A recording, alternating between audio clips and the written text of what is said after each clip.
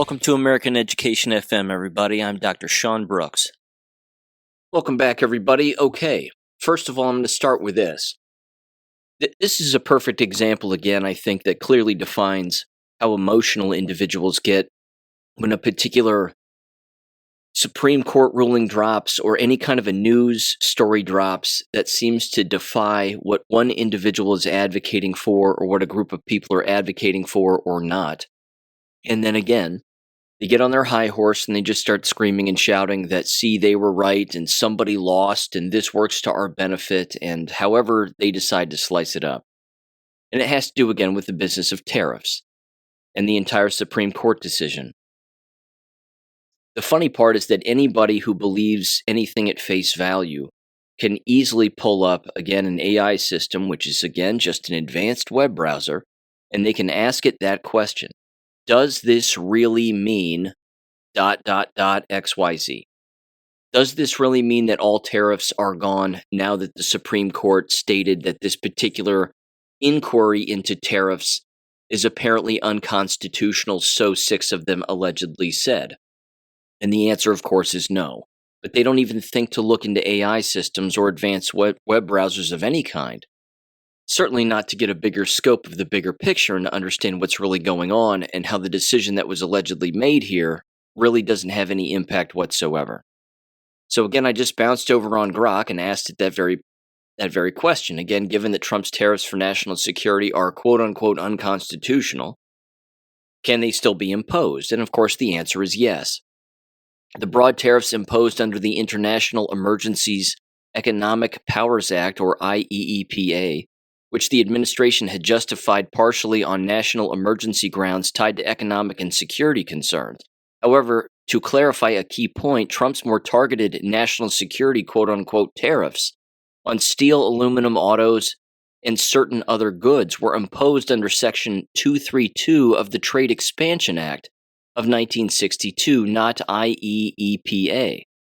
Courts, including the Supreme Court in prior cases, have upheld Section 232 as constitutional, finding that it doesn't violate the non-delegation doctrine because it sets clear preconditions for presidential action. Again, tariffs are still in place. They haven't gone anywhere. There's also this. Section 301 of the Trade Act of 1974 allows the president, through the U.S. Trade Representative, the USTR, to impose tariffs in response to foreign countries' unjustified, unreasonable, or discriminatory trade practices that burden U.S. commerce or violate trade agreements. There's Section 201 of the Trade Act of 1974 also, which safeguard measures, and this permits temporary tariffs to protect domestic industries from sudden surges in imports that cause or threaten serious injury. There's Section 122 of the Trade Act of 1974, balance of payments, allows the president to impose temporary tariffs up to 15% for 150 days if there is a large and persistent U.S. balance of payments deficit. And it says this is rarely used, but it could target high deficit trading partners.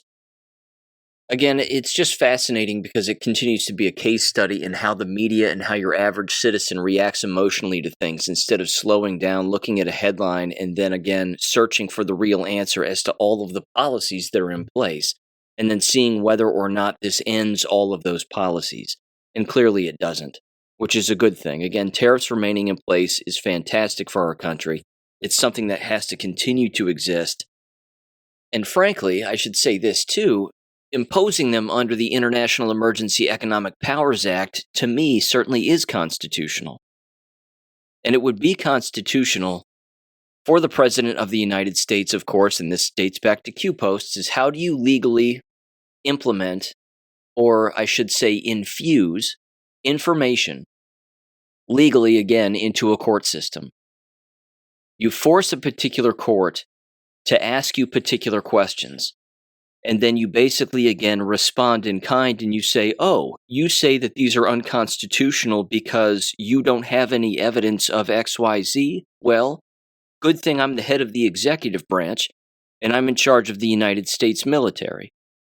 And I have said evidence. So here you go, court. And then you hand that court back that evidence. And then the court goes, oh, wait, we didn't have all the evidence when we made our previous ruling, so I guess now we should make a different ruling. Or we should, at the very least, take this case up one more time. And then again, take all of this new information that they've gathered and brought to the table here into consideration, and then we'll make a decision then. Now, again, blackmailing aside, which I want to get into here in just a little bit, that very practice is almost something apparently that Justice Kavanaugh has been doing on the regular. And there's a post over here on coffeeandcovid2025.com or coffeeandcovid.com on Substack.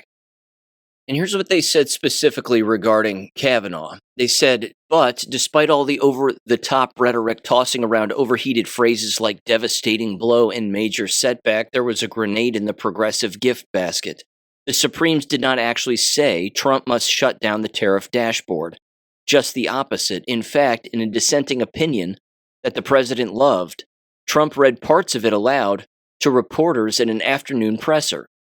Justice Kavanaugh helpfully listed 4 other statutes Trump could use to keep the dashboard humming, those of which, of course, I already mentioned.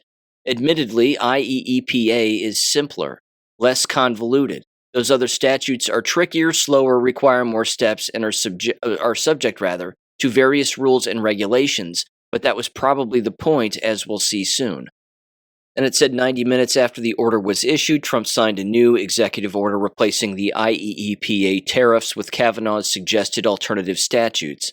For good measure, Trump used one of the alternatives to impose a temporary 10% across-the-board tariff placeholder and still had a little time left over to squeeze out a quick Truth Social post, only slightly longer than the rise and fall of the Roman Empire.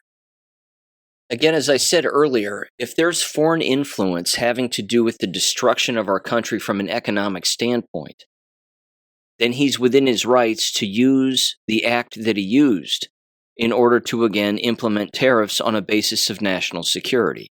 But if the court doesn't know, because the court doesn't have this evidence, and then the court rules in a particular way, well, what's to keep him from coming back again with all of that evidence and saying, yeah, there's foreign influence, and oh, by the way, that foreign influence is funded by treason and sedition among actual Americans within our own country, and that these foreign countries are working with one another to rob us and to make us broke.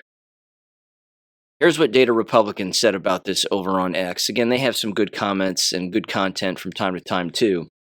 And they said the following here: is Trump's hunch about foreign influence in SCOTUS correct? After the Supreme Court's 6-3 ruling on tariffs, Trump said, quote, it's my opinion that the court has been swayed by foreign interests and a political movement that is far smaller than people would ever think, unquote. Again, ask yourself, why would he say that? Why would he say such a thing if he didn't have the evidence at hand? Now, specifically, Data Republican gets into the business of Norm Eisen. Yes, he's Jewish, and he's hands down one of the individuals, again, responsible for a lot of these color revolutions that take place, certainly the ones that have been taking place in our country to overthrow our government. And Norm Eisen needs to hang by the neck until dead when this is all said and done. But they said the following: Eisen is a leading figure in the supranational democracy network, being an expert in color revolutions, but don't dare suggest that he's orchestrating one here. He's a co-founder of the States United Democracy Center, which I called out for simply producing a puppet show, co-counsel for Trump's first impeachment counsel, formerly U.S. Ambassador to Czech Republic, CREW chair. It then says, I don't know how accurate it is, but ProPublica reports that John Roberts, Supreme Court Justice, reported payments from foreign governments funded universities, specifically the University of Melbourne for $10,000, Victoria University of Wellington for $10,000, University of Tokyo for $13,559. According to whistleblower documents obtained by Business Insider, Roberts' wife, Jane, earned $10.3 million in commissions recruiting lawyers at firms with Supreme Court interests. Beyond Roberts, Justice Kagan met with 15 foreign ambassadors in a private roundtable as part of the Lugar Diplomacy Series, a program to strengthen diplomatic relationships, quote-unquote, between foreign diplomats. Senator Collins and former CIA Director Petraeus were involved as well. Kagan was also the guest of honor at a 2017 Aspen Institute dinner on Billionaire Mountain, quote unquote, for $10,000 a year donors, including lawyers with active Supreme Court cases obtained, and Business Insider rather, obtained the guest lists. Kavanaugh attended but was not on the SCOTUS at the time. Kagan was.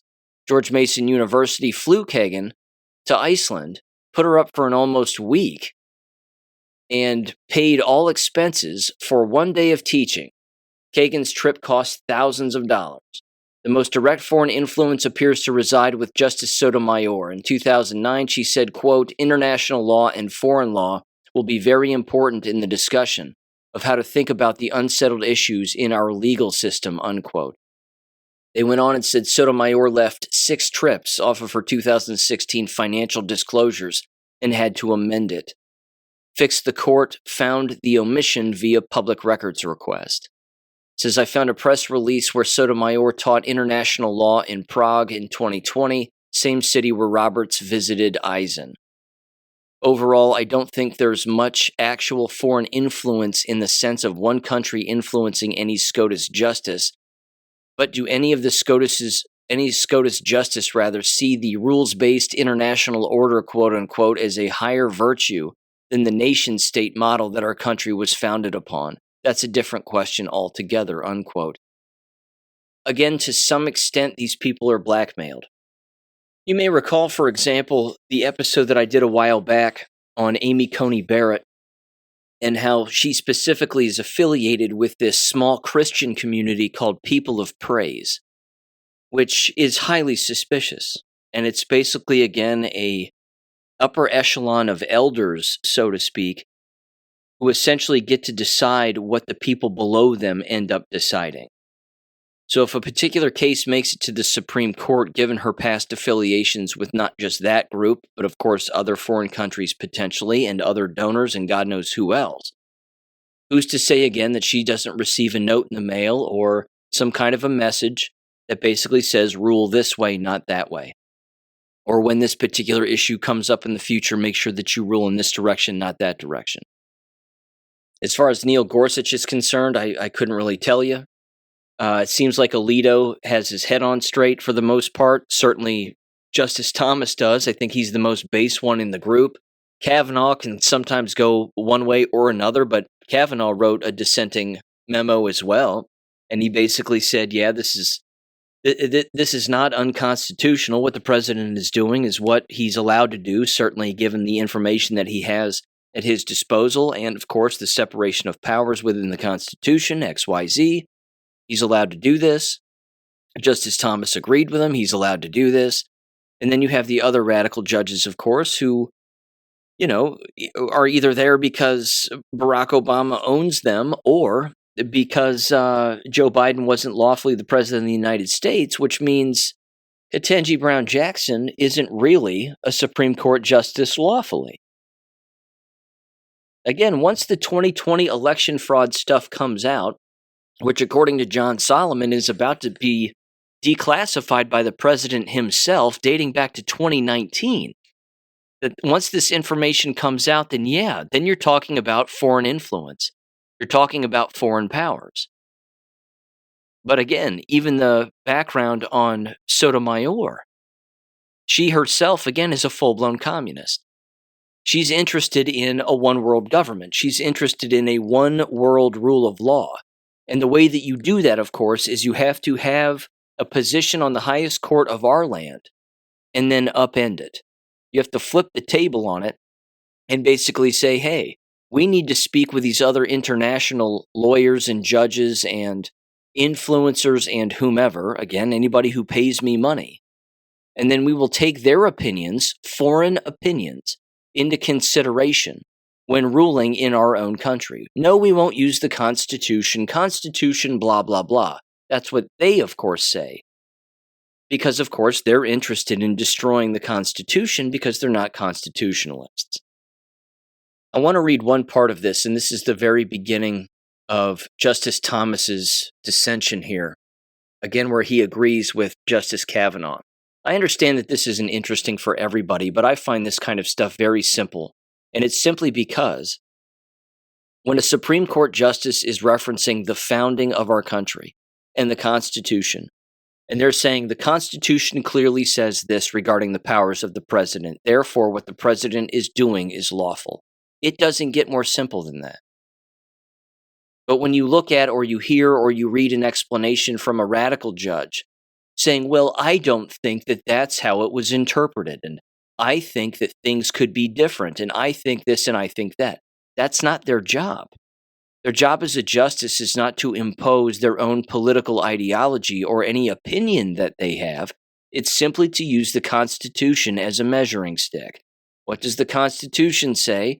And then what did the president do? Does the Constitution say what the president did is fine? If it does, then yeah, he's fine. If it doesn't, well, then someone would say, again, this wasn't followed, but it could be followed if it was done like this, which of course is what Kavanaugh said. He goes, look, I disagree with the court. However, there's other ways to get this done. And here's what Justice Thomas says. He says, quote, I write separately to explain why the statute at issue here is consistent with the separation of powers as an original matter. Again, you'll hear him use the words original, founding, Constitution.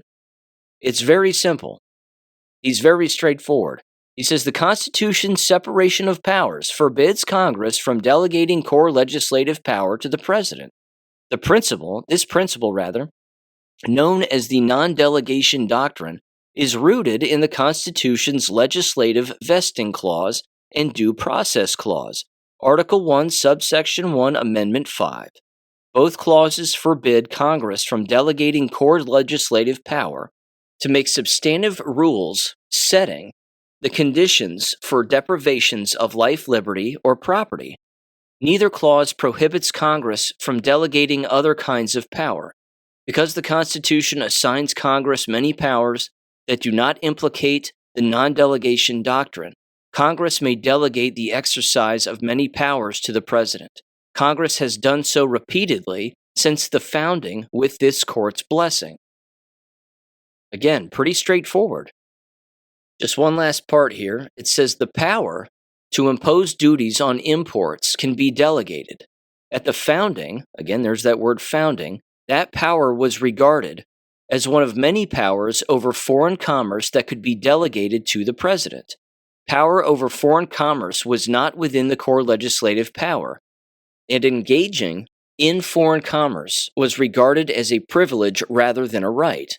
Early Congresses often delegated to the president power to regulate foreign commerce, including through duties on imports. As I suggested over a decade ago, the non-delegation doctrine does not apply to a, quote, a delegation of power to make rules governing private conduct in areas of foreign trade, unquote, including rules imposing duties on imports. He references the case law, says, therefore, to the extent that the court relies on separation of powers principles to rule against the president, it is mistaken, unquote. One of the arguments that you'll clearly hear, certainly from the left, because, again, they don't care about the law, and those on the right don't care about the law necessarily either, which is why there's a higher ground and, of course, then a middle ground who does care about the law, is you'll hear the left consistently state things like, Congress needs to do this. Congress needs to have oversight over this. Congress has to do that. Congress gets to decide this particular decision or make this, and, quote unquote, the president does not. That right there again shows that they don't care about the separation of powers. When they're not in office, in the executive branch, the left, so to speak, then they lose their minds, because that's when separation of powers usually takes over, certainly within the previous Trump administrations. I think that goes without saying. They've been screaming that at the top of their lungs. The president doesn't get to deport people. The president doesn't get to bomb boats coming into the United States filled with drugs and drug runners. The president doesn't get to shut down the border. The president doesn't get to do this. The president doesn't get to do that. He gets to do all of those things because he's the head of the military. He's the head of national security. He's the head of the cabinet. He gets to do these things all of the time. But when Congress hasn't been doing their job by making real law that would make the American people safe, that's why there's separation of powers, because that then leaves it to the executive branch in order to actually protect the American people, which that's all we've been seeing, is it not? Isn't that the only thing that we've been seeing as of late? Is the real definition of the separation of powers? And the fact that the executive branch is really the only group passing any law, really doing anything worth a damn? What was the last memorable moment that Congress had in making a law that endless people loved, that both political sides voted for, that the president signed off on, and that everybody celebrated for the well-being of the American people? I can't remember one. Take the SAVE Act, for example. The SAVE Act has apparently been stalled now in the Senate, allegedly, because Mitch McConnell's holding it up. He's apparently a part of a committee that has something to do with scheduling Senate votes. Now, everybody knows he's comatose, but I think there's a lot of possibilities with what could occur as a result of this. If he's stalling this for 300 days, which he claims he's doing, which of course means that the SAVE Act wouldn't be voted on in time for the midterm elections, which would be a bit of a problem. He would, of course, be hoping that the Senate would lose seats as far as Republicans are concerned. He would retire. Democrats would get control back of the Senate, maybe potentially control back of the House. I don't see that happening. But then the SAVE Act would basically just die right on its face, and that we wouldn't have voter ID and XYZ, unless, of course, Mitch McConnell's card gets pulled. And much like John McCain, Mitch McConnell gets the, let's call it executive treatment, and something happens to Mitch lawfully that takes him off of the stage permanently, and then someone is put into his position as an interim individual. And then that person again ends up casting a vote for the SAVE Act along with the rest because J.D. Vance had the tying vote. Or what we're watching is just theater, and it's all designed again to get more people to hate Mitch McConnell more than they already do because Mitch is owned by the good guys, which means again he now has to play ball. So if the good guys want to hang Mitch out to dry and make him look like a shitty human being, well, I think they're accomplishing that, certainly right now anyway. Again, I think we're going to have voter ID in the future. I think that a lot of what's going on regarding all of these high emotions regarding these particular cases and these particular moves from these other branches of government, to some extent, is just a show. But there's a lot of people who hold these positions again in the future who are not going to hold them. Certainly again when the 2020 election fraud comes out. And again, is this being held up by Mitch McConnell or the people who control him, white hats, black hats, whomever? And then, of course, to have Donald Trump only drop all of this voter fraud information on everybody and foreign influence into voter fraud dating back from 2019, I think that's going to be more easily digestible for the American public when they see exactly what Mitch McConnell is doing and what other people are doing who have been screaming at the top of their lungs that there is no voter fraud. There certainly has been, and again, we are living through the declassification of all of this information because the good guys have had it since all the way back then. It's an interesting time to be alive, there's no doubt about that. But again, this is the interagency civil war that's been discussed here with regularity, and it's just continuing to show its head. You have individuals, again, relying on the Founding Fathers and the Constitution, and then you have individuals not. You have individuals, again, relying on the will of the people and what the vast majority of the people voted for, and why we have a constitutional republic, and why we vote for people to represent us on particular issues. And then we watch what they do. And then, again, we watch individuals who allegedly align with those people and align with Americans to then only stab one another in the back and stab us in the back by going against the will of the people. That's why there's a separation of government right now. And that's why the executive branch, i.e. the military, and national intelligence, and the entire cabinet, or at least certain members of the cabinet, are declassifying this amount of information, whether it be Epstein, election fraud, you can pick a subject, foreign influence, and we know again where all that foreign influence goes. and again, who plays a serious role in our government from a foreign influence standpoint to Israel. But with that said, that's why we're seeing all of this. This is the part of the executive branch, specifically the Trump administration, that a lot of people are missing. If they didn't want this information out, and they didn't want people learning about this, and they wanted everybody dead asleep, and not picking up on any of these on any of this dot connecting or anything else, if they didn't want people waking up, they wouldn't be doing what they're doing. That's the one part, again, that it just continues to shock me as to all the black pillars and the people hating on everything, because, again, they can't see through the weeds. They can't see the actual psychological warfare that is taking place, and it is psychological warfare. Let me give you another example. Again, if Donald Trump didn't want this to happen, it wouldn't happen. But you have Tucker Carlson over in Israel interviewing Mike Huckabee, making Mike Huckabee look like a complete ass when it comes to Israeli policy, Jewish history, pick a subject, having anything to do with any of that. That entire interview was an absolute abomination when it comes to Jews, Israel, Netanyahu, the Khazarian Mafia, Mike Huckabee, the Israeli lobby, and foreign influence in our government. Donald Trump knows exactly what Tucker Carlson does. He knows what he does. Tucker Carlson was in the White House not that long ago, yet again, as a guest. The Israeli government, Mossad, all of them. I can't believe that they actually enjoy Tucker Carlson. I can't see an angle where they would be like, oh, you know what? He's serving a purpose and that's good. He's doing the exact opposite of what they want. What they want is people being dead asleep to foreign influence in American policy and in American government and business and commerce and the whole thing. Howard Lutnick, again, is on the front burner of the grill right now regarding his ties to 9/11, Epstein, etc., etc. But he's not the only one. And so is Netanyahu. Netanyahu's out there, again, verbally threatening the United States and doing everything that he's doing. And every single time, as I've brought up here on the show and as other people have said, when the war drums are beaten, endless people start to fall for it. And they immediately say, oh my God, we're going to war for the Jews again, and we're doing their bidding in XYZ. What if you're just beating the war drums to see who's going to run out of the woods onto the battlefield? And then you catch all of the players.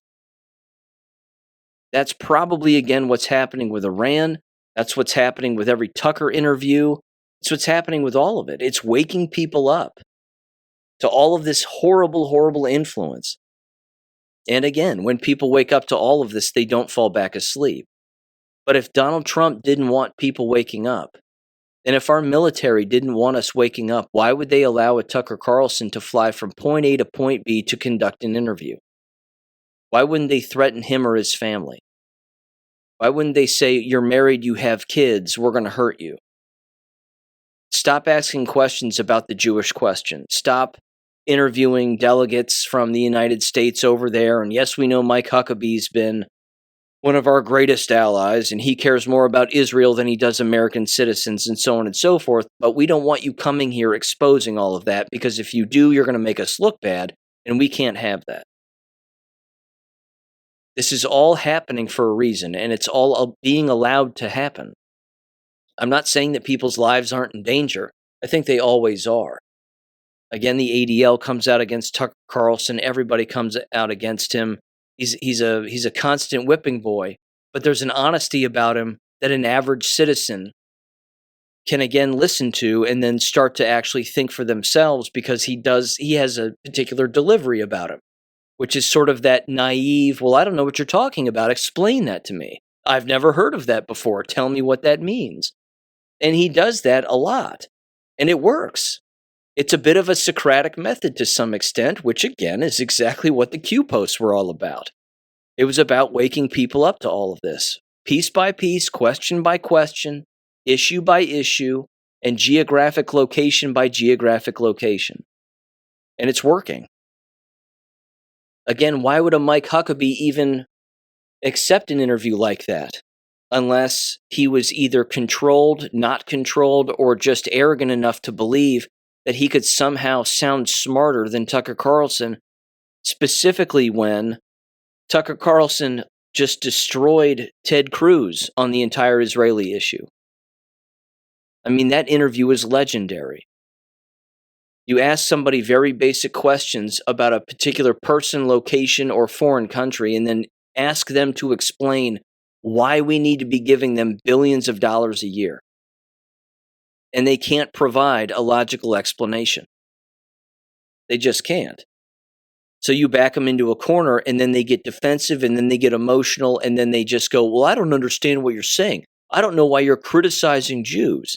And then before you know it, they all end up saying the exact same thing because they sound panicked. Again, if they were worried about the messaging, and they watched again like an interview with Tucker Carlson and Ted Cruz, you would think that they would shut it down because that's their habit. The Israeli lobby's habit is to shut it down and cut off all communication and just paint themselves as being in the best light no matter what. But now you're seeing all of these individuals run to microphones to try to justify their behavior and their stance on particular issues, defending Israel, and they have a right to self-determination, and they have a right to this land and that land. But remember, to point out their hypocrisy very easily, if you flip that concept on its ear, and you say, well, if they have the right to this land, which they clearly don't, then why is it that you're against Russia taking back land that actually belonged to them a very long time ago, that was taken from them by the Khazarian mafia? Well, they're not allowed to have that land. That becomes their answer. So Russia does it for valid reasons, and it's illegal and wrong, and we should wipe them off the face of the planet. Khazarians do it in Israel, Palestine, and we're supposed to support them no matter what, including, of course, wiping out most of the Middle East just because. I'll just wrap it up by saying this, that the declassification and the disclosure of the truth and information has to come out over the course of time. People have to be reintroduced to it, and many, of course, are being introduced to it for the very first time. But it's putting people in an immovable situation. It's putting people in a very uncomfortable situation where defending one particular group and or another, instead of your own people, is becoming exhausting and a losing battle. Americans should be defending Americans. Americans should be standing side by side with Americans defending America. We are not the world's police. We aren't the world's friend. We're not supposed to be. That's why borders exist. That's the point. That's why people like to live in certain neighborhoods over others. Segregation is a real thing. If I wanted to live in Italy, which I don't, then I'd move there. But I'm not gonna, because I don't care about them. That's their country. That's where they're from. That's where their people belong. Pick a country. It doesn't matter. It's the same way here. It should be the same way here. We're not supposed to be the world's toilet bowl. That's not the point.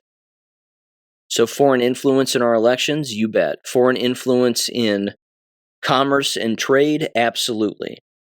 A deliberate plan to make us broke, poor, and a giant melting pot, where nothing but mongrels are walking around, looking like one another, with any sense of culture or individualized culture completely removed from any area of America? Absolutely. That's exactly what the enemy wants.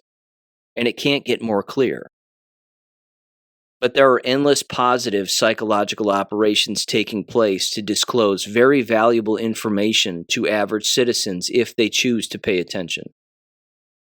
But if they're wrapped up in things that don't matter, well, then they're not going to see it, which means they're going to get left behind. And that's unfortunate.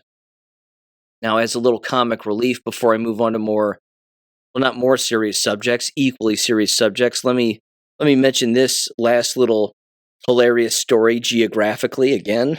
Sometimes the stereotypes write themselves. This was from the Times of Israel. You can't make this up. This actually happened.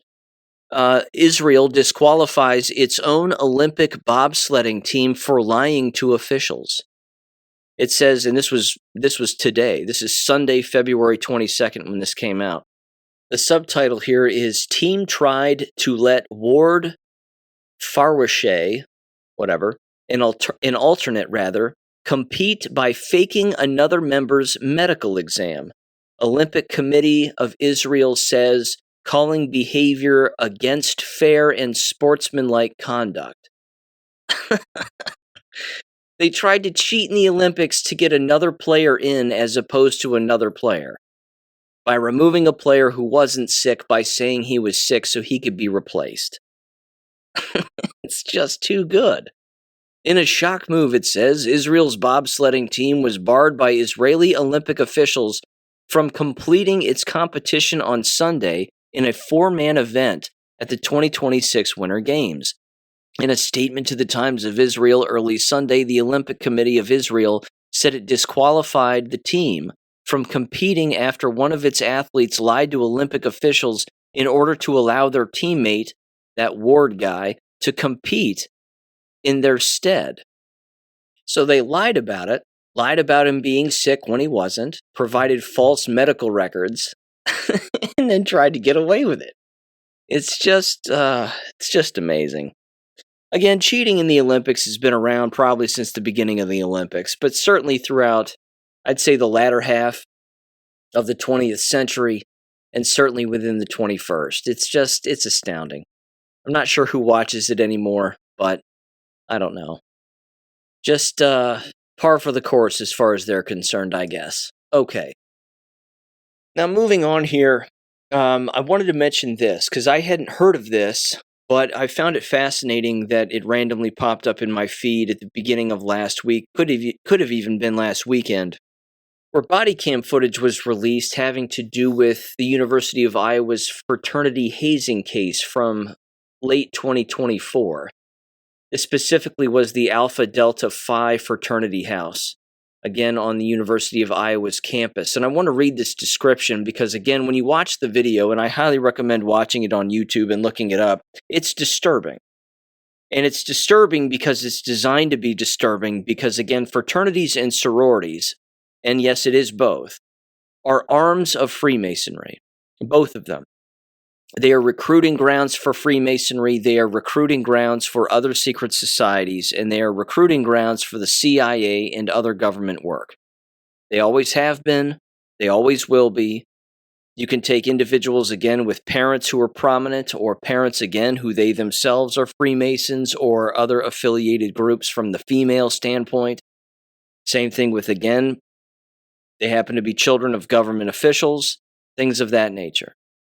But when you see them all, again, shirtless, and again, they're standing in a darkened basement with no lights, there's all kinds of fluid on the ground, all kinds of fluid over them, and they're all standing there like zombies with their hands behind their backs. Some of them are wearing blindfolds, and none of them are saying anything. People have to understand that this goes on every college campus all of the time. It's not just that secrecy is a part of college fraternities and college sororities, specifically, again, fraternities. But when they're faced with an opportunity to tell the truth, or they're faced with a situation where their back is against the wall, certainly from law enforcement, which again are also Freemasons, of course, and Masonic to a great extent, certainly the judicial system as a whole. But that's when they're really put to the test as to whether or not they're a quote-unquote brother of the fraternity house. Again, the video speaks for itself as to how creepy it is, which means when you see a video like that, what goes on within any Epstein emails should not be surprising to you, because this information, again, and these behaviors, rather, are open to the public and exist within American college campuses. But see, if American college campuses did away with all fraternities and sororities, what would they have left? They wouldn't have a recruiting ground for the CIA and Freemasons, etc., etc. They wouldn't be able to do it. Or they would just drive it further underground where it already exists. But having it out in the open in front of people's faces is also a bit of a power move and a power play, because they get off on that also. So let me read a little bit of this case. And again, I encourage anybody to look up the video and watch it, and you'll see exactly what I'm talking about. Because, again, of the pompous attitude and the brainwashed behavior of the actual participants in it. But at the exact same time, nothing ended up happening other than the university losing its ability to have this particular fraternity on its campus for X amount of years, or at least through 2029. That shouldn't be the only penalty. The university should be penalized, and some people in charge of the university regarding, again, fraternities and sororities should be held accountable and thrown in jail.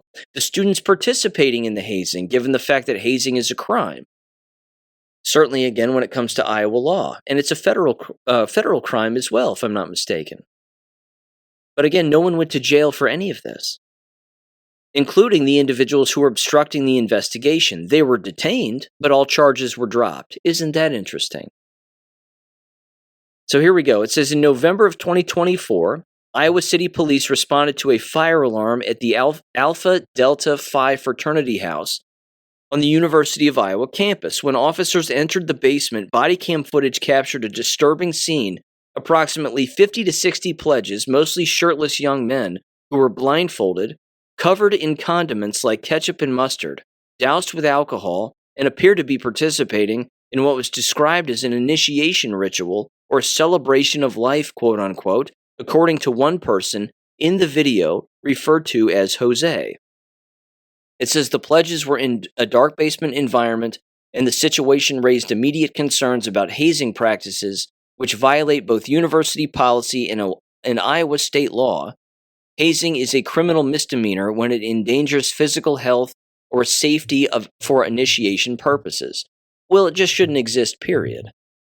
But it says one individual, later identified as 21-year-old Joseph Gaia, aka Jose, was reported to have interfered with the police investigation by trying to block officers' views, leading to his arrest, though some related charges were later dropped in certain reports.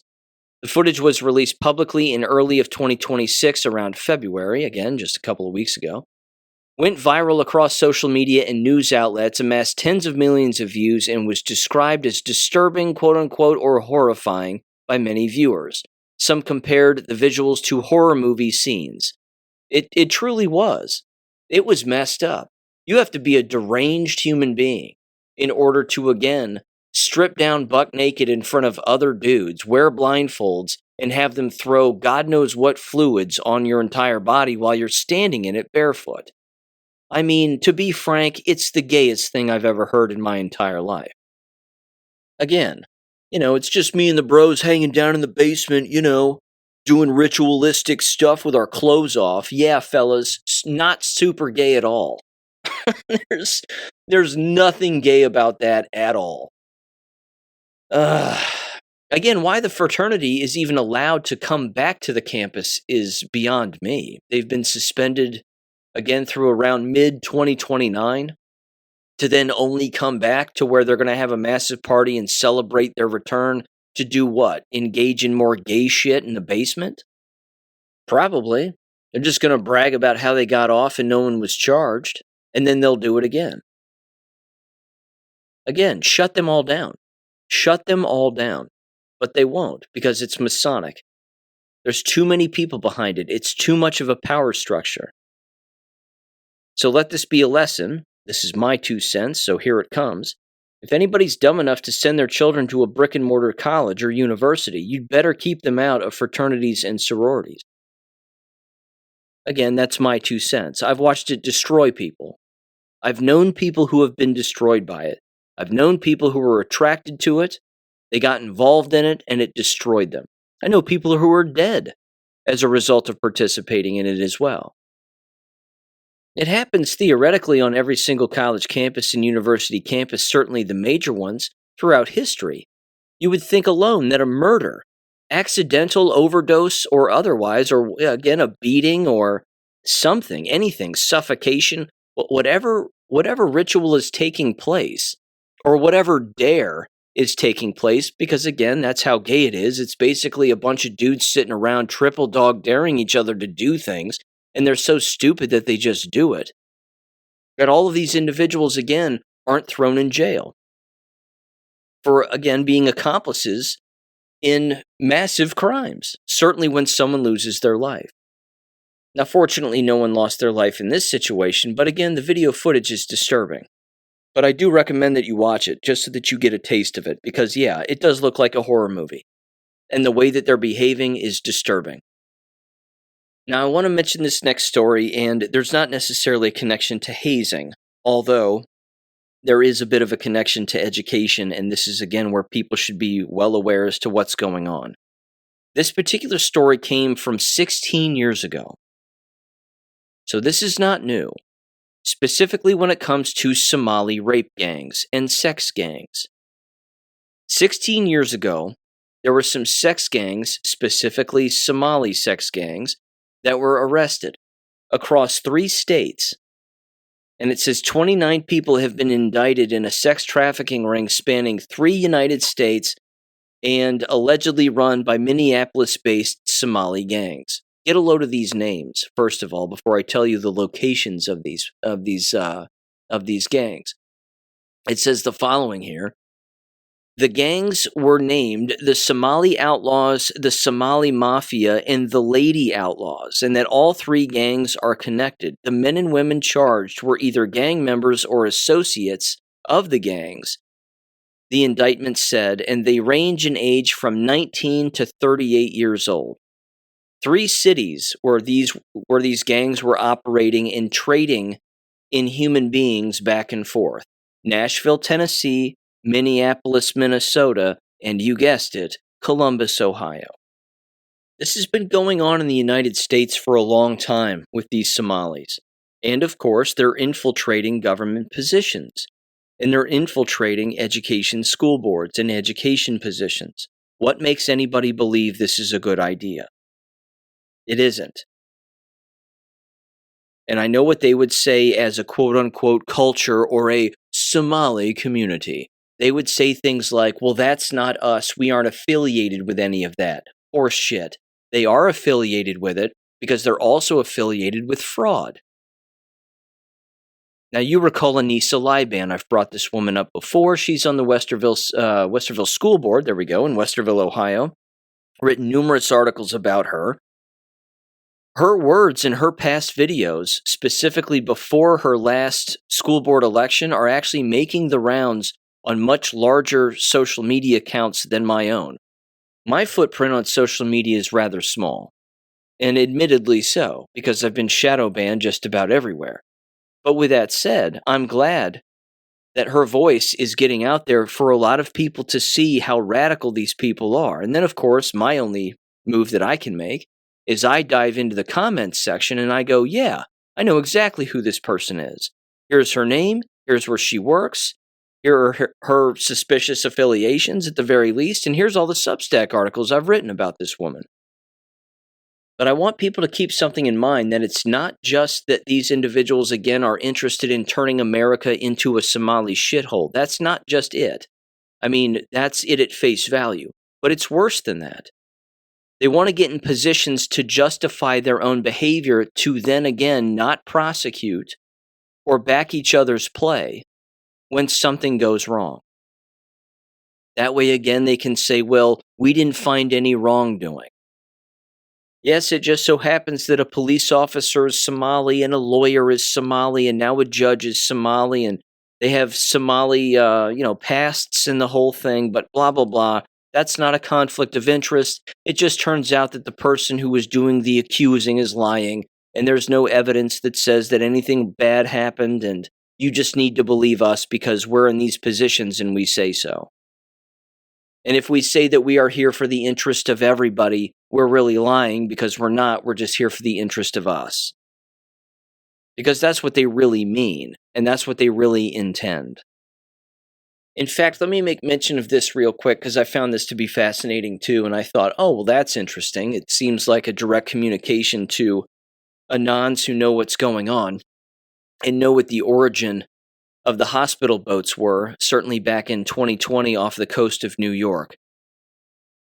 Donald Trump made a truth post the other day on the 21st of February, on Saturday, and he said, quote, working with a fantastic governor of Louisiana, Jeff Landry, we are going to send a great hospital boat to Greenland to take care of the many people who are sick and not being taken care of there. It's on the way.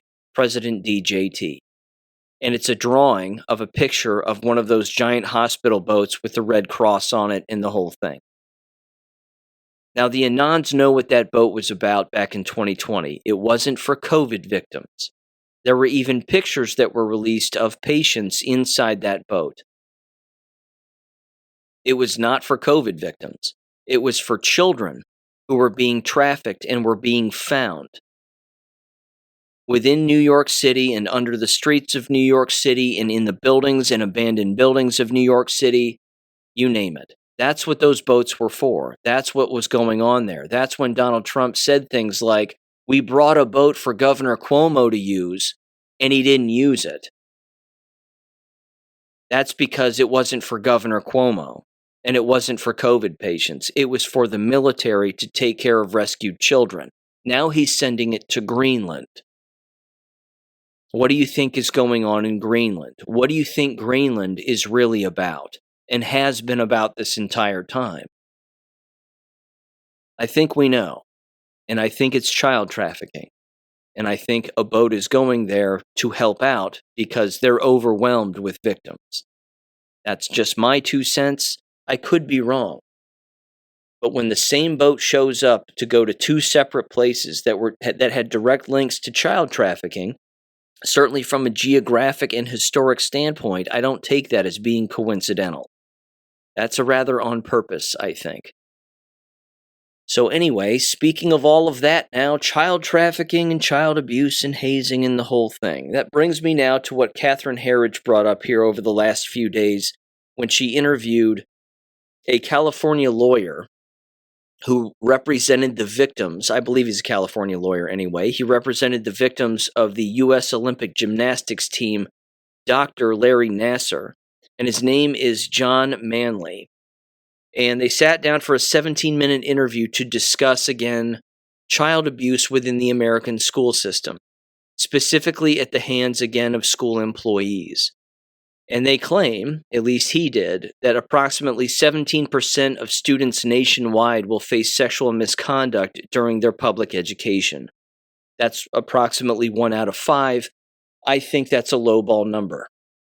It's still far too high. The answer should be 0. But as we all know, predators go where the prey exists. I want to play just a little bit of this. Again, I wrote a Substack article about it, not a long one. It's very short. But I include the entire 17-minute interview, and you're welcome to watch it and bounce over there and check it out. I titled the article 1 out of 5, The Epidemic of Sexual Abuse by School Teachers, Coaches, and School Employees. And before I play any of this, I want to preface it by saying the following here. Less than a year ago, I put together the largest articles that I'd ever put together on my Substack channel, and they were the ones that got the most views anyway, and it had to do, of course, with an Oxford, Ohio, Talawanda City school principal by the name of Jason Mers, and his sexual assault of a minor within a bathroom stall, which to this day I believe certainly happened. There's ample evidence that it occurred. There's ample inconsistency in the Title IX investigation. And very shortly here, I'm going to be releasing that investigation. And I'm going to break it up into particular pieces on my Substack channel, and I would encourage you to read it and to see the criminal organization that is American education for everything that it truly is. Because it is awful. And again, the failures and the abundance of failures and the eye-opening revelations that I even say in the Substack regarding his particular case is astounding. He remains not arrested. He's probably not going to be charged with any crime, even though he clearly engaged in one, and that's putting it mildly. But because it's a he said situation with no other evidence at bear necessarily, then getting a jury of your peers to, again, convict them is a very difficult thing to do in a court of law. But again, the business of passing the trash is something that happens consistently, and hopefully that's not going to be the case here with Jason Mers, although he has enough time to retire in the Ohio retirement system, and he's been getting paid for an entire calendar year since being on paid administrative leave, which also included a $5,000 plus bonus. But the one part of the Catherine Herridge interview that they don't necessarily spend any time on has to do with, of course, the business of Title IX investigations. And as I've said before, the vast majority of Title IX investigations in American school settings specifically have to do with this very kind of crime.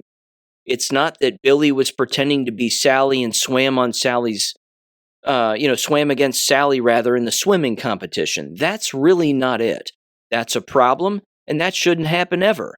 But the kind that does happen with regularity has to do with the sexual assault of minors at the hands of school employees, male, female, you name it. So I'm going to play a little bit here from this interview. Go ahead and give this a listen in 3, 2, 1. The main issue is that there is an epidemic of sexual abuse in the state, by teachers, by coaches, and by other school employees. It wasn't until 2012 you could actually file a lawsuit, a civil lawsuit for damages as a victim of sexual abuse in California. And since then, our firm alone has filed dozens. Our firm alone has discovered over 350 or 360 perpetrators, teachers. Wait, 350, 360, just in California. Correct. And we believe there's many, many more. We know there's many more because we certainly don't have all of the cases. What are the reporting requirements for educators in California if there are credible allegations of sexual molestation or abuse against children? So it's actually a very low standard. If you reasonably suspect, that's the key term, that a child has been sexually, emotionally, or physically abused as a mandated reporter, you must report. So what that means is if you have enough to say, I got to look into this, you must immediately call law enforcement or child protective services, and within 24 hours, make a written report. And what's the rate of compliance? It's almost zero. What do you mean it's almost zero? In the vast majority of cases we have, what occurs is the mandatory reporting statute is ignored and schools investigate it themselves. And, the problem is when institutions or people investigate themselves, my experience is they rarely find themselves guilty. The whole point of the mandatory reporting regime is to have a third party look at it so they can get to the truth. It's a crime, by the way, not to report. And yet almost nobody's been prosecuted for it. I have here the Child Abuse and Neglect Reporting Act. Is there a requirement for schools to notify parents of credible allegations of sexual molestation or abuse against children by teachers? No. If a child is a third grader and they go to school and the school removes the teacher because they believe the teacher molested a little boy or a little girl, there is absolutely no legal requirement for schools to notify parents. How can that be? Well, I think we have to ask the California legislature and the other legislatures who have allowed this situation to occur. This is designed to conceal the level of abuse by school personnel from parents. Okay, I want to be clear about something. Most teachers are good people and there for the right reasons. In fact, in many of the cases, the reporters who finally stop it are their teachers. But what happens to them, in my experience, when they stand up and say, no, I'm not doing this anymore and reporting, frequently, not always, but frequently, they're retaliated against by the administration of the school district. Is the issue of alleged sexual molestation of children greater in minority and poor communities? Are they disproportionately impacted? Yeah, so we talked about pass the trash earlier, and frequently what happens is, you typically don't find an abusive teacher in a public school in Pacific Palisades. Why is that? Because people in Pacific Palisades or other wealthy areas have power, they have money, and they have authority. And typically on back to school night, the teacher is the poorest paid person in the room. If you go to South LA, like Miramont Elementary School, for example, the teacher is the highest paid person in the room. The students are typically Latino or Black or other minorities.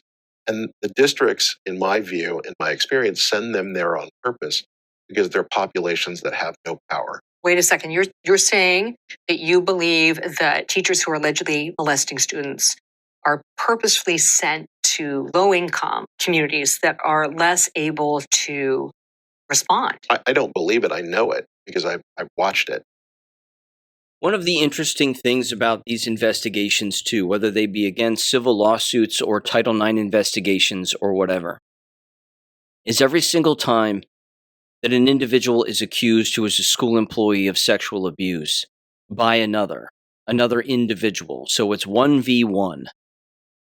In that investigation, you're going to hear about other people who have potentially been abused by the same person, or at the very least, other individuals who have been in odd situations with the individual who has been accused.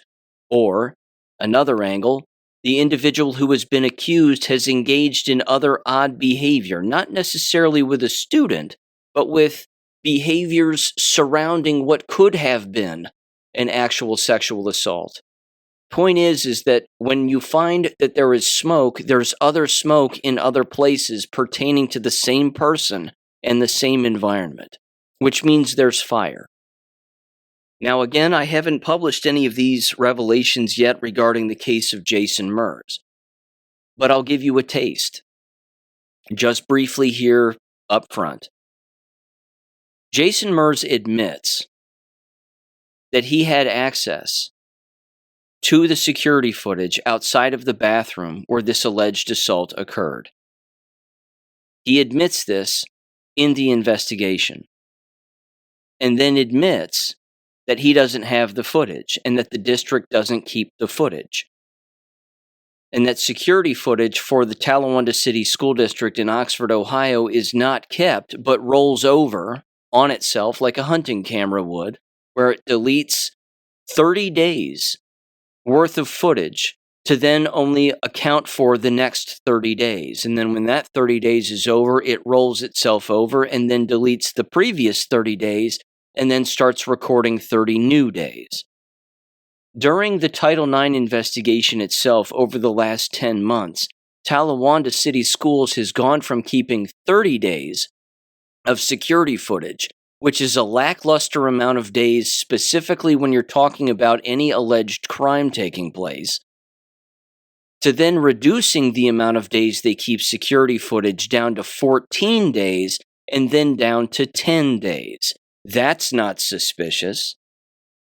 Not to mention they chose the time during the Title IX investigation to reduce the amount of time that they were already keeping their lackluster rollover time for their security camera footage. So you have a guy who's a school principal who knows where the cameras are, admits he knows where the cameras are, admits where the locations exist outside of bathrooms, of course, in the hallways, and that he himself has access to that footage. Which means if you abuse a child, what would keep the abuser from going back into his office and deleting said footage? And if the footage gets deleted, back in the spring of 2024, how would anybody conducting an investigation 30 days later know that he deleted the footage? They probably wouldn't. Because the footage, again, has already been deleted from all of the dates covering that particular time period, let alone the amount of time with which he was around that bathroom or filmed himself going into the bathroom after a student, which would have put him and the student in the same bathroom at the same time. But that footage would be gone. The district wouldn't have it. No police officer would be able to confiscate it. You can't reproduce something that doesn't exist anymore. And the other aspect, of course, of all of this is the following, which, again, is kind of alluded to when it comes to mandatory reporting, is that school teachers are not the only mandatory reporters.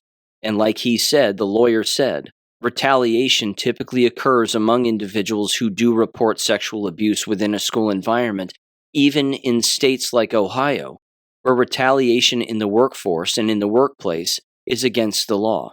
In particular, if a school employee or any employee is actually doing the lawful thing in mandated reporting. Which means it also happens within CPS agencies, other government child-affiliated agencies where mandated reporting has to take place. It happens within all of them.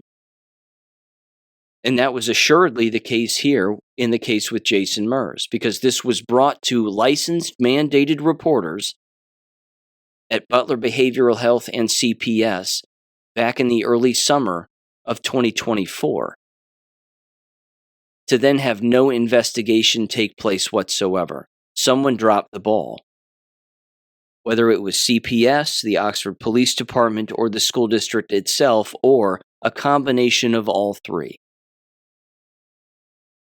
Now, as far as I'm concerned, and this is again my opinion, and you know where I'm going with this. There isn't a single parent who needs to be sending their children to these environments because they are satanic, they're Masonic, and they cover for one another all the time. And as it turns out, you have little to no legal recourse if you're abused in this system and caught up in these gears. In particular, if you don't have any money, because as the lawyer said, they prey on the poor, knowing that the poor will not retaliate against them lawfully with a lawsuit because they assume that they don't have the money to do so. Just like when someone says, I know where the security cameras are, I have access to those cameras, you'd better know that that predator knows full well who they're preying on, that they're preying on someone who is quote unquote below the poverty line or at the poverty line and isn't either going to again tell someone, or that if they do, the adults in that child's life aren't going to be able to use the legal resources at one's disposal if they had a large amount of money in order to again defend themselves or sue in a civil court. And as far as all of those agencies are concerned, everything from, of course, CPS all the way through law enforcement, through the school system, as far as a Title IX is concerned as well.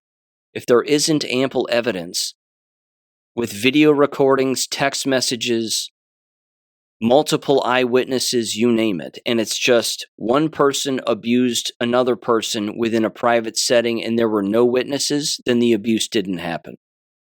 Because they're not going to believe the child, regardless of how consistent the child's story is.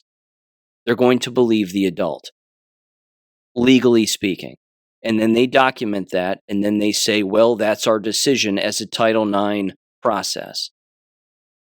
I'm not going to get into it too much more because I'm going to dive into it more specifically again in the future here, certainly probably before the end of the school year. And definitely on Substack and on the show. But I'm going to go through this with a fine-tooth comb so that you can see all of the inconsistencies and you can see the wealth of evidence that does exist and the amount of smoke that exists in this entire Title IX investigation regarding Jason Mers, because it was awful. And it is awful. And I have, again, access to the information. I'm lawfully allowed to have access to the information. I have permission to have access to it. And I'm going to bring those relevant points to the public so that they can see exactly what goes on throughout an entire Title IX investigation. Talawanda City Schools would be making their final mistake of their miserable careers, bringing back a principal like this. It would be a massive liability issue, that's number one.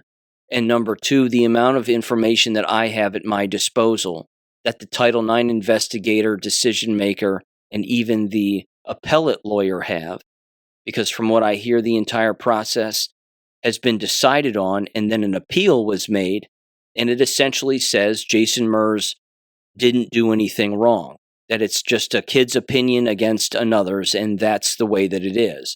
But you have to take into consideration that it's government saying this. It isn't individuals going through every single interview who are familiar with the environment and familiar with the behavior of the people within these environments, and then picking out the consistencies and inconsistencies. That's not their job. Their job is to basically say, okay, were there witnesses? Were there recordings? There weren't? Well, then it didn't happen. And that's it. And then when an appeal is made, apparently regarding, again, inconsistencies in the decision-making process, they go, well, you still don't have evidence, so your appeal doesn't mean anything, case closed. And then that's it. Another pedophile on the streets, another person walking around who's been accused of a very specific, very geographic location, heinous crime, with a level of specificity that no child makes up, certainly not an elementary school kid. But don't worry. It doesn't matter what a forensic interview who interviewed the child says regarding the abuse. the abuse didn't happen anyway. So this is going to get interesting.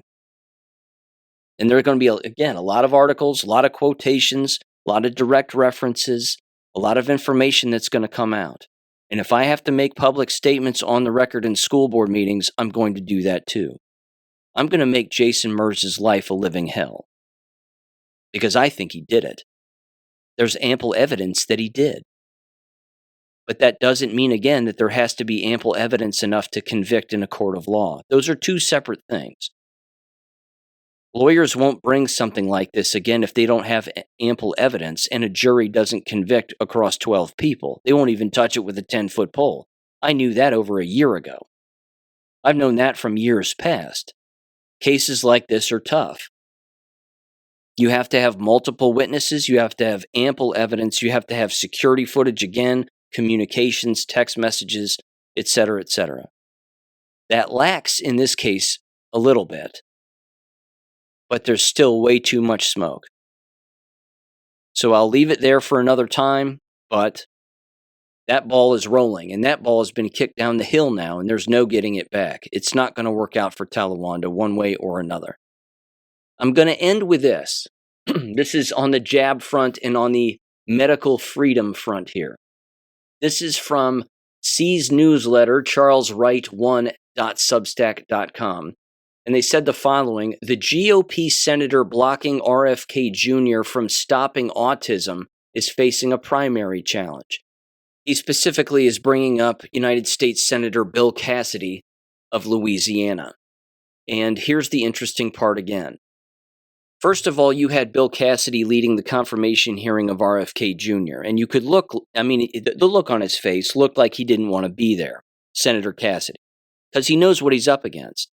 He's up against an individual who sits on the other end of the spectrum and on the spectrum of truth when it comes to poison and where all poisons exist and where they're made and how they're funded and the scheme behind all of it. And of course, all of the law that is in place to protect the poisoners. Bill Cassidy, being a medical doctor himself, was largely responsible for much of the vaccine rollout, of course, in Louisiana. He was all for the COVID shots, he's all for the flu shots, and he certainly doesn't want to find out that the flu shots and endless other shots are not really for the names and the things and the so-called diseases that he thinks exist. They're actually designed as a depopulation agenda to hurt children, to then give that symptom or that so-called illness, quote unquote, of being poisoned a different name, and then profit off of giving it a different name to then come up with some kind of another solution for said symptom or said ailment. This is the piece of the COVID lie, specifically among medical doctors, and frankly, it's regarding any subject that exists. When an individual has been participating in a line of inquiry, and it's not even inquiry, we'll just call it a line of participation, throughout their entire career, and Bill Cassidy's no spring chicken, but he's been engaging in this line of application when it comes to vaccination his entire life. He's been jabbed, became a medical doctor, and he's jabbed God knows how many human beings with God knows how much poison. And now here he is at the end of his political career. And he's coming face to face with an individual in a current administration who knows that all of the poisons that Bill Cassidy and everybody else has been doling out for money and receiving is in fact deadly poison. That's going to send someone like a Bill Cassidy into an absolute behavioral tailspin. That is a mirror that he's going to have to look into that is too big for him to want to look into. It'll make him physically sick, and he doesn't want to do it, which means what kicks in then psychologically within the minds of these people? It's the fight or flight response. They immediately again become defensive. They become angry. They start pointing fingers. Well, you're wrong. How do you know this? And how do you know that? And before you know it, these individuals are either out of a job or they end up looking like any other average lunatic who's standing on a soapbox screaming at the top of their lungs when in fact they're 100% dead wrong about the thing that they've been participating in, rather, their entire lives. It really is a come to Jesus moment for a lot of these people because they've been on the wrong end of history their whole careers and their whole lives. Again, even though Cassidy voted to affirm RFK and accept his nomination, it doesn't mean, again, that he agrees with him. He did say the following in that confirmation, as it points out in the article, quote, Bill Cassidy said this to RFK Jr., I will watch carefully for any effort to wrongfully sow public fear about vaccines, unquote. Which means he's about as out of touch as you can possibly imagine. Someone like a Bill Cassidy and endless people like him don't want to believe, again, that their entire careers, all they've been doing is giving children autism. All they've been doing is killing babies. All they've been doing is poisoning their parents, their family members, and society as a whole. They don't want to believe that. So then they try to engage in this game of ping pong from a narrative standpoint by playing word salad and going, well, the thing we need to do right now is we need to make sure that parents aren't in fear of vaccination. Again, what a statement to make. Why would you make such a statement if there wasn't already an existing fear? And what if it's not an emotion? What if it's knowledge? What if it's just straight up, my kid was like this and 100% fine on day one. On day two, they took a vaccination that I gave them as so-called parent, and then on day three, they were dead. That's not an emotion. That's cause and effect. That's the scientific method. And when a doctor, like a Bill Cassidy, so to speak, doesn't want to engage in the scientific method, then they're not a doctor. They're a hack. And that's it. And it's time for these hacks to go to bed because we don't want them around anymore. So even though, again, as it even states in the article from the Surgeon General of Louisiana, who's openly come out and said, look, politics doesn't need to be in medicine. He openly admits, and he's right, politics has always been in medicine because that's the point. It's all about money. It's not about the truth. So yeah, if somebody's primarying Bill Cassidy, somebody should run against him who is, again, anti-vaccine, anti-politics in medicine, rather, and pro-scientific method. Because more children will live longer. And I can't help but think again of the phone call that I had with Dr. Angela Farella, Auntie Farella, one of the so-called America's frontline doctors. I believe she was based out of Houston, Texas, as a pediatrician. She was arguably one of the first, I'd say first handful of guests that I've ever had on the show back in May of 2021. Anybody can go back and listen to that interview. But I remember a line in it, and I was blown away when we were talking about the COVID jabs. And I clearly knew more about it than she did, and I knew more about vaccination and the harms of all vaccinations more than she did because she openly said, or I asked her the question, so have you reconsidered, or considered rather, just not giving flu shots anymore in your practice? And she openly said something to the tune of, well, I've already ordered them, and that's a lot of money, so I would be out all of that money. She hadn't even considered that giving flu vaccinations would be a bad idea on its own, let alone giving flu vaccinations to children who are also going to be receiving COVID vaccinations. Or that parents would want flu vaccinations on top of their already received COVID vaccinations. She hadn't considered this at the time. And I thought to myself, you have got to be joking. That's when I knew that I knew more than she did. So again, people can engage in sophistry all they'd like. Well, you're not a lawyer. You're not a doctor. You're not a this. You're not a that. How do you know? You just have to be literate.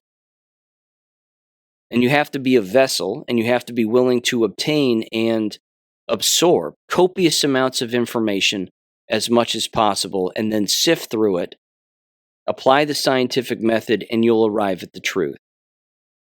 You don't have to engage in sophistry and all these sophomoric arguments about, well, you're not this and you're not that, so how do you know? That's the dumbest thing a person can actually state. In fact, I'll end the episode with this. This was a Chan post which I thought hit home, and it of course, reigns true, and it's 100% accurate in my humble opinion. It says the following here, and again, this was dated on the 21st of February, 2026. It said the following, quote, "Listen very carefully. God gave everything that had free will, that gift, as an act of love, the supreme act of giving someone the choice of free will. God is a perfect being and exercises nothing but virtue. So why does God give you free will if God knows you will sin? Because God loves you and wants you to have a choice no matter how cruel. But you never went beyond what that choice is. The choice to do the right thing and to be grateful that you were able to see through your own free will that God's way was the right way, and to be genuinely happy that you learned this and love God. In the end, on a long enough timeline, past this life, past the meaning of time, past suffering, eventually everyone figures it out. And in the end, even Lucifer will bend the knee and beg for forgiveness. It's just that simple." Unquote. Ladies and gentlemen, thanks for listening as always. Check out the Substack interview if you're interested, and I will catch you on Wednesday. Peace. Thank you for listening to American Education FM. Make sure and check out AmericanEducationFM.com for more information. Take care and God bless.